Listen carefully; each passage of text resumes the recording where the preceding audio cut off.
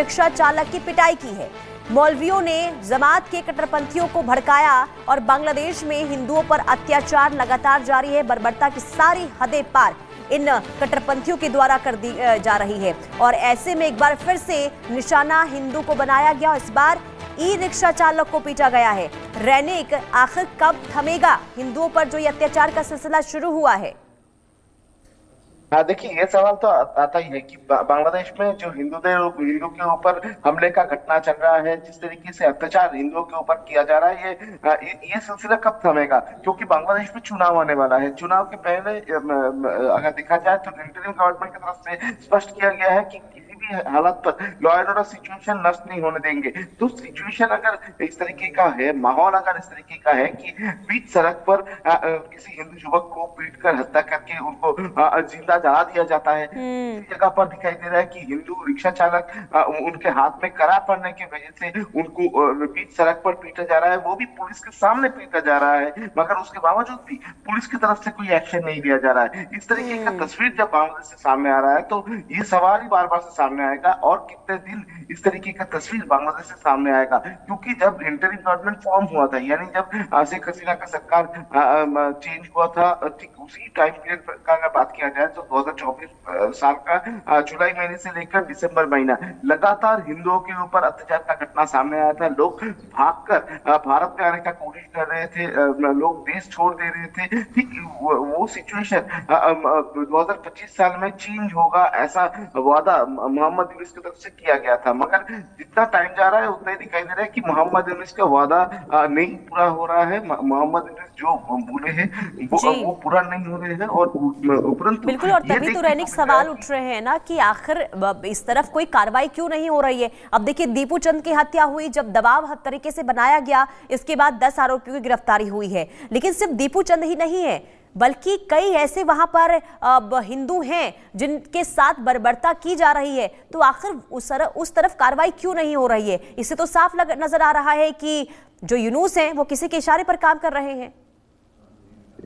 एकदम देखिए, मोहम्मद यूनुस कट्टरपंथियों के इशारे पे काम कर रहे हैं। ये तस्वीर बहुत दिन पहले का ही है, क्योंकि अगर देखा जाए तो मोहम्मद यूनुस के ऊपर लोगों का जो उम्मीद था वो उम्मीद टूट गया है। क्योंकि मोहम्मद यूनुस दीपू चंद्र दास का यह घटना के बाद जिस तरीके से इंटरिम गवर्नमेंट की तरफ से मोहम्मद यूनुस ने डिक्लेयर किया था कि किसी भी तरीके का मॉब लिंचिंग का घटना या तो किसी भी तरीके से हिंदुओं के ऊपर, माइनॉरिटीज के ऊपर अत्याचार का घटना बर्दाश्त नहीं किया जाएगा। उस घटना के बाद सबका मन में उम्मीद था कि अभी जो परिस्थिति है वो परिस्थिति चेंज होगा, बांग्लादेश में माइनॉरिटीज जो है वो सेफ रहेगा। मगर एक तरफ दीपू चंद्र दास का घटना में 10 लोगों का गिरफ्तारी होता है, दूसरी तरफ अगर देखा जाए तो और एक हिंदू रिक्शा चालक जो हाथ में करा पहने हुए थे, वो करा जो है वो कट्टरपंथियों को पसंद नहीं आया और इसी वजह से बीच सड़क पर उनको ई रिक्शा से उतारकर बीच सड़क पर पीटा गया और पुलिस के सामने पीटा गया। मगर उसके बावजूद भी पुलिस की तरफ से कोई कार्रवाई नहीं किया गया है। यानी एक तरफ बोल सकते हैं कि बांग्लादेश का अभी हालात ऐसा हो चुका है कि जिस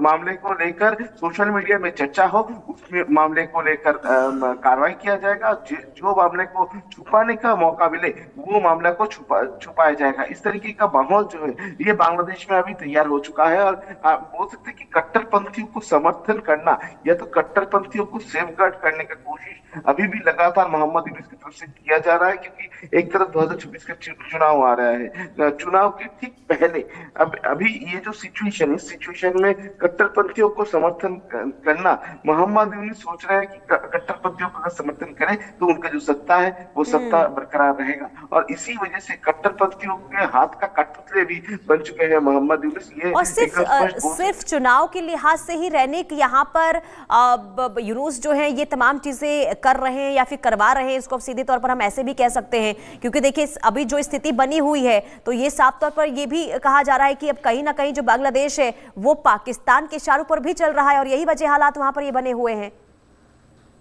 एकदम बांग्लादेश के ये जो घटना घट रहा है इसमें एकदम साफ हो जा रहा है कि बांग्लादेश सिर्फ कट्टरपंथियों के इशारा पर नहीं, पाकिस्तान का आईएसआई का इशारा पर भी चल रहा है। क्योंकि बांग्लादेश में अगर किसी भी तरीके का प्रोटेस्ट देखे 2024 साल का जुलाई महीने के बाद, तो उसमें जिस तरीके का माहौल तैयार हो रहा है तो उसमें एक बात साफ हो चुका है कि बांग्लादेश में जो लोग ये प्रोटेस्ट कर रहे हैं उनका ध्यान में एक ही चीज है कि बांग्लादेश का लॉ एंड ऑर्डर सिचुएशन को नष्ट कर दो। बांग्लादेश के जो भी कट्टरपंथियों के खिलाफ में आवाज उठाते हैं उसको ये प्रोटेस्ट के नाम पे नष्ट कर दो। जिसमें अगर देखा जाए तो बांग्लादेश का ये जो दो न्यूज़पेपर है, वो न्यूज़पेपर का ऑफिस को पूरा डेमोलिश कर दिया गया है।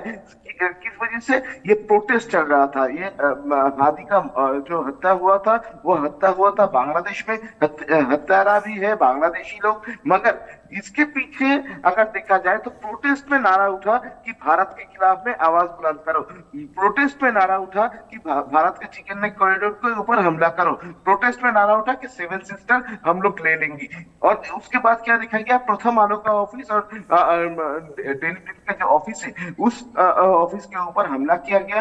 दो न्यूज़पेपर जो बांग्लादेश का हर एक जगह का खबर छपता था, हर एक खबर जिस जगह पर चलता था, बांग्लादेश इंडिपेंडेंट होने के बाद से प्रथम आलो जब न्यूज प्रिंट करता था तो उस ऑफिस को तोड़ दो, उस ऑफिस को पूरा डिमोलिश कर दो।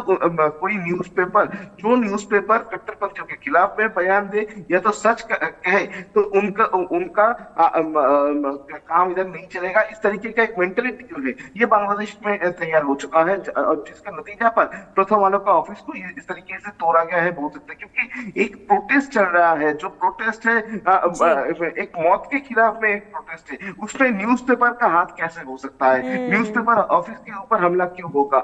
उसमें एक हिंदू युवक कुल मिलाकर देखिए रैनिक, अब तक जो स्थिति बनी है उससे ये समझ आ रहा है कि ये पूरी तरीके से सोची समझी साजिश के तहत बांग्लादेश में अस्थिरता फैलाने की वहां पर कोशिश की गई है। बहुत शुक्रिया रैनिक तमाम जानकारी देने के लिए।